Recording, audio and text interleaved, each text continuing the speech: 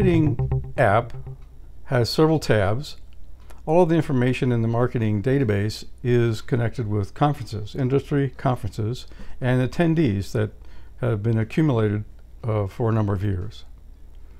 We have a attendee list, which provides access to attendees, and then the same information organized by company and organized by conference. So let's try the attendees tab. This is a list of attendees, and we have for each attendee the year and the conference, the company they represented, their name, title, email, detailed information, and address. You can page back and forth, of course, with the right and left arrows here enables you to page back and forth between the data, and the double left arrow, double right arrow enables you to get to the beginning and ending of the file quickly. Let me show you just a couple things here before we get deeper into this particular screen. Any bar at the bottom enables you to scroll back and forth in case your window is too narrow to fit all of the data. At the top we have filters. This particular screen has filters by year, conference, company, and name. You can enter data in these filters. Let's say, well, I'm sorry, I entered ISA. Let me pick 2015.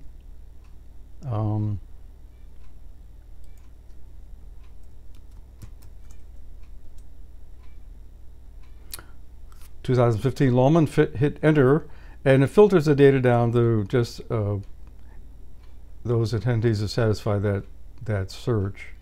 All right. So you could use all four of these filters.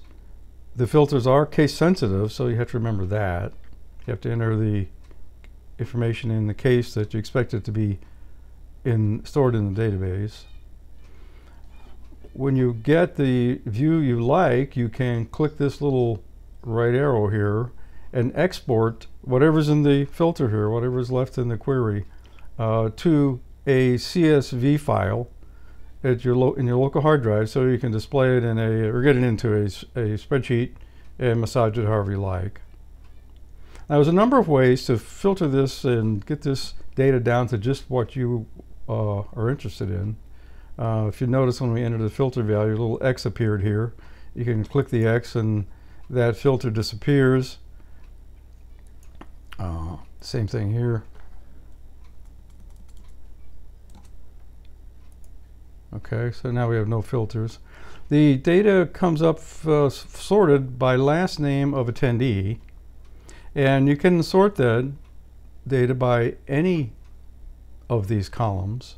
If you notice, when you hover over any of the columns, a little down arrow appears, and you click the down arrow, and you can sort the entire table by this column, either ascending or descending. Also, you'll notice that a column value appears here, and we can display the various column names, and you notice they're all checked. Well, if we uncheck one, for instance, we uncheck email, notice that column disappears. If we check it again, it reappears. So in this way you can filter the columns down to just those that you're particularly interested in. Okay. Now, another trick is movement of columns. You can actually have these columns in whatever order you like.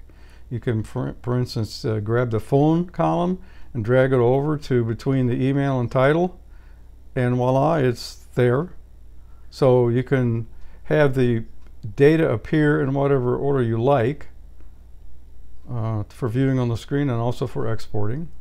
Okay, so that's basically a summary of some of the generic screen information that's available on every screen in both of the apps.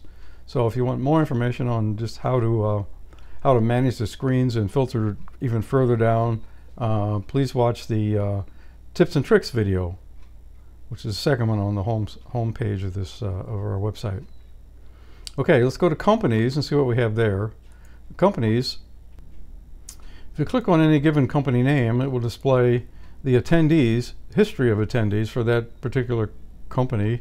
These are the people that have represented this company over the years. at trade shows or industry conferences. All right, some have more, some have less, but that's the idea. You can quickly find the company you're interested in, and then just click on the company name, and all of the attendees' history will appear for that company. Okay, conferences. Now, conferences, same concept. We have a listing on the left side of all the conferences available in the database with a filter at the top where you can key in a conference name and quickly find it. Also, any of the conferences that are highlighted in green, we have an attendee list for. Just click on the name of the conference and it will display the attendees for that particular conference, and you can filter those down and export them, of course. Now, the conferences that are not highlighted in green, they either have not occurred yet, or we don't have an attendee list yet for them. However, in any case, if you click on detail, you'll get detailed information about that particular conference. Description of the conference, dates, the costs and fees for rooms and booths, things like that. All right. Also, in the website column, if you click on website, well, this particular conference website is taken down, I guess, because the conference has already taken place. Let's find one that hasn't started yet.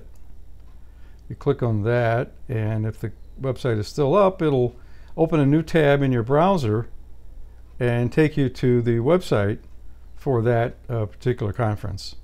All right. All right, let's close that tab. That is basically the 3 data displays available from the marketing app. The next tab is Newsflash.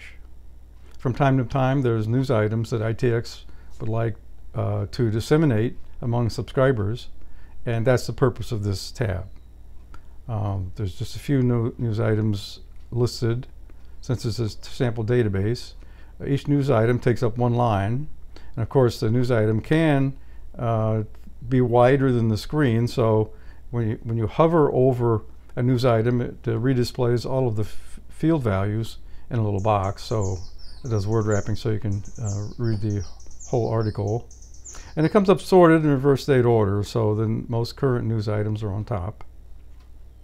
And there's a filter at the top. You can key in a character string, a vendor name, a carrier name, or some topic, and it'll just filter this list down to all of those news items that contain that filter string.